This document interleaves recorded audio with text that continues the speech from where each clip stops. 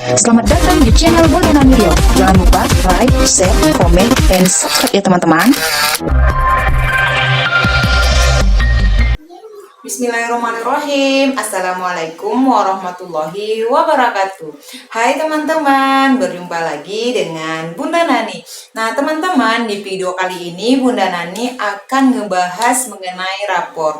Karena teman-teman itu sudah banyak banget yang menanyain tentang rapor.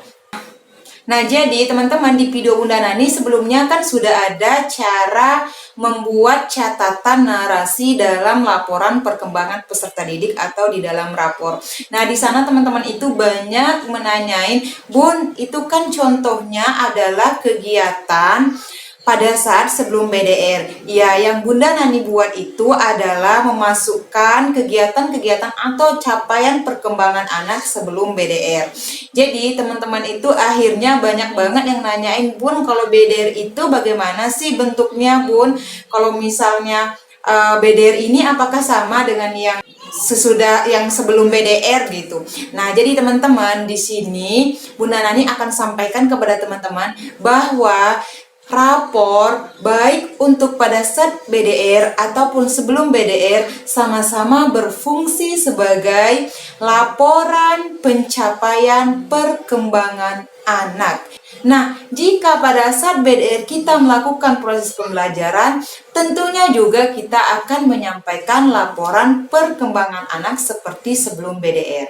Nah, jadi teman-teman, untuk bentuk rapor atau untuk bentuk lapor itu sebenarnya sama seperti yang sudah Bunda Nani sampaikan pada saat Bunda Nani membuat video tentang cara membuat catatan narasi di dalam lapor, bahwa lembaga mempunyai kebijakan dalam hal membuat bentuk formatnya.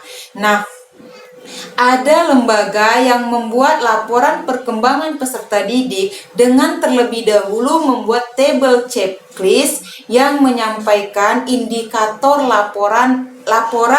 setiap indikator pencapaian peserta didik. Ada lembaga yang membuat laporan itu langsung membuat catatan atau narasi dari perkembangan peserta didik. Nah, teman-teman, itu tergantung kebijakan. Yang dibuat dengan langsung narasi atau yang dibuat dengan terlebih dahulu membuat table checklist, itu sama-sama adalah laporan perkembangan. Jadi tidak ada yang salah ya teman-teman. Jadi sekali lagi tidak ada yang salah. Nah, yang terpenting yang harus kita ketahui sebagai seorang pendidik, kita harus mengetahui bagaimana cara proses kita mengambil atau memasukkan kemampuan akhir dari peserta didik kita ke dalam suatu catatan narasi di sebuah laporan perkembangan. Nah, untuk itu teman-teman jangan kemana-mana dong, kita akan bahas di sini bagaimana caranya. Nah, sebelum itu kita lanjutkan terlebih dahulu, Bunda Nani minta tolong di like, share, komen, subscribe, dan bunyikan dulu ya loncengnya supaya Bunda Nani semakin semangat menyampaikan konten-konten yang bermanfaat. Nah, teman-teman, yang perlu kita ketahui sebagai seorang pendidik, yang pertama kita harus melihat dulu apa saja indikator yang telah dicapai oleh peserta didik kita selama belajar satu semester. Nah, di mana kita bisa mengetahui itu?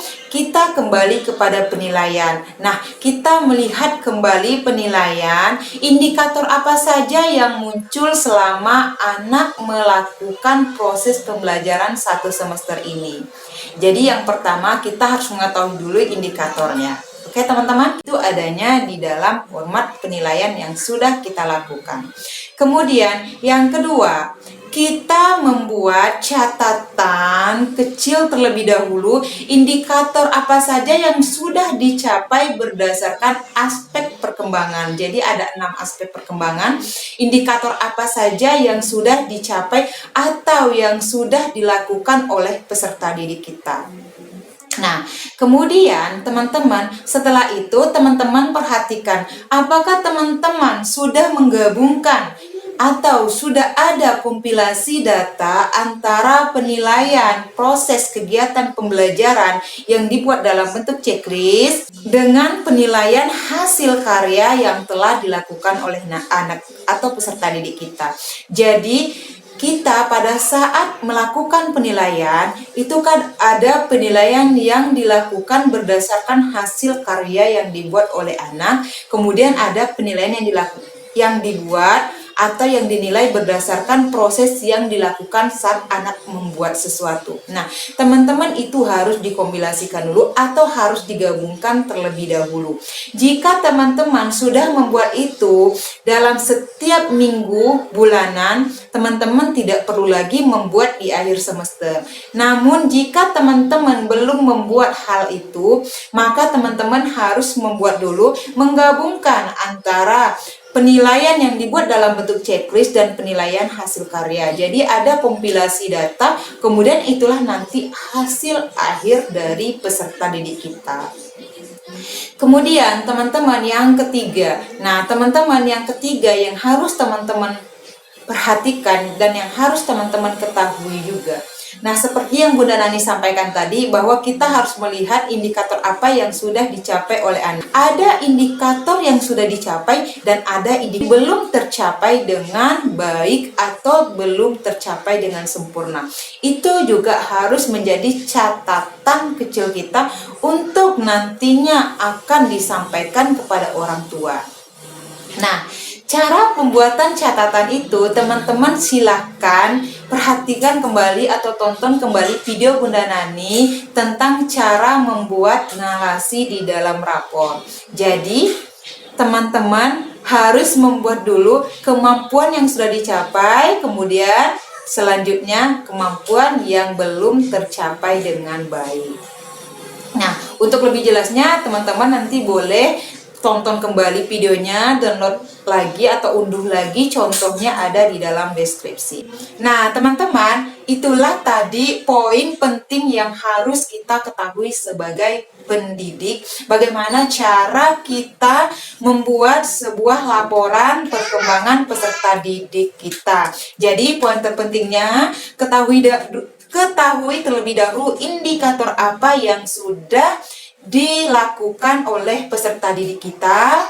Kemudian yang kedua, apakah kita sudah menggabungkannya? Jika belum digabungkan, maka teman-teman gabungkan terlebih dahulu penilaian checklist dengan penilaian hasil karya yang telah dibuat anak. Kemudian teman-teman yang ketiga, perhatikan apa saja yang belum dicapai oleh peserta didik kita tetapi sudah dilakukan. Nah, itulah yang harus atau yang perlu kita sebagai pendidik ketahui di dalam membuat rapor ini. Kemudian mengenai bahasa dan tata cara, teman-teman, seperti Bunda Nani sampaikan tadi, teman-teman boleh tonton kembali video Bunda Nani yang sebelumnya. Di sana disampaikan dengan jelas bagaimana tata bahasa, kemudian bagaimana pendahuluannya, dan bagaimana cara penulisannya. Nah, jadi teman-teman, cara membuat rapor untuk pada saat BDR ini dan yang sebelum BDR itu sama saja, teman-teman. Sama saja kita tetap membuat laporan perkembangan itu, baik dibuat dalam bentuk hard maupun dibuat dalam bentuk soft. Baik dibuat dalam bentuk hanya berupa catatan maupun yang dibuat dalam bentuk video. Nah, jadi di sini tidak ada perbedaannya karena kita sama-sama melaporkan hasil perkembangan peserta didik kita. Yang membedakannya itu hanyalah foto atau video kegiatannya yang akan kita lampirkan di dalam laporan perkembangan peserta didik kita, yang biasanya kegiatannya tergambar dilaksanakan atau prosesnya tergambar sedang terjadi di sekolah. Nah, untuk saat ini itu prosesnya tergambar atau terjadi pada saat di rumah. Nah, teman-teman, jadi sebagai seorang pendidik kita harus mengetahui poin-poin penting yang sudah Bunda Nani jelaskan tadi. Juga harus memahami bagaimana tata cara penulisannya. Teman-teman bisa tonton kembali video Bunda Nani yang membahas mengenai cara membuat catatan atau narasi dalam laporan perkembangan. Nah, terima kasih teman-teman sudah menonton video ini sampai habis. Semoga bermanfaat. Sampai jumpa di video selanjutnya dengan konten yang berbeda. Assalamualaikum warahmatullahi wabarakatuh. Dadah!